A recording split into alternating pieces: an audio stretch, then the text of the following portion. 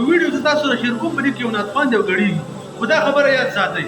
که مولا دی که عمي دی که هر څوک دی نو د ډانس جواز د ګډا جواز د نعت په حالات کې د غانې په حالات په یو صورت کې چې کوم سم چې غانه حرامه ده